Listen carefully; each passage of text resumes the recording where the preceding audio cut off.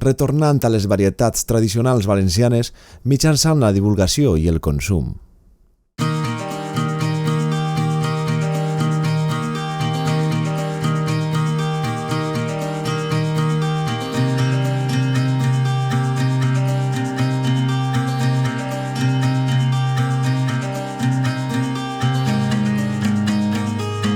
Així estem en un camp d'albergina, la llistà de Gandia.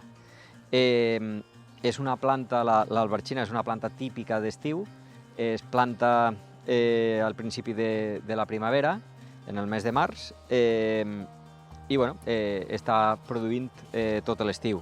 Ara, a tardor, ella va prou en declive, perquè ja les temperatures, encara que fa calor i fa bon oratge, no és el mateix que en el mes de juliol i agost.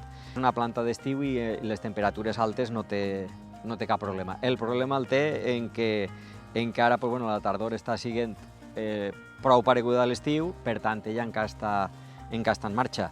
El seu final vindrà marcat o bé per una pluja o bé per una baixada. Quan les temperatures se posen al seu nivell, ella ja anirà decaient i pront li quedarà 15 dies, un mes com a molt. És una planta que, com veieu, es fa prou gran, entonces toca anar-se'n a plantar-la entre tires. Nosaltres la plantem a 2 metres, perquè així i tot ja veieu que es tapa prou. I entre plantes se n'anem a 80 centímetres. És una planta que és totalment al contrari d'una carlota. Una carlota va molt densa, això té que anar prou ample. És una planta que té el seu interès perquè també és molt versàtil per als usos en cuina.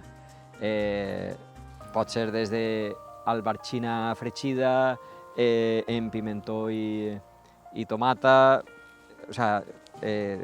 és per fer escalivada, és a dir, que és una planta prou versàtil.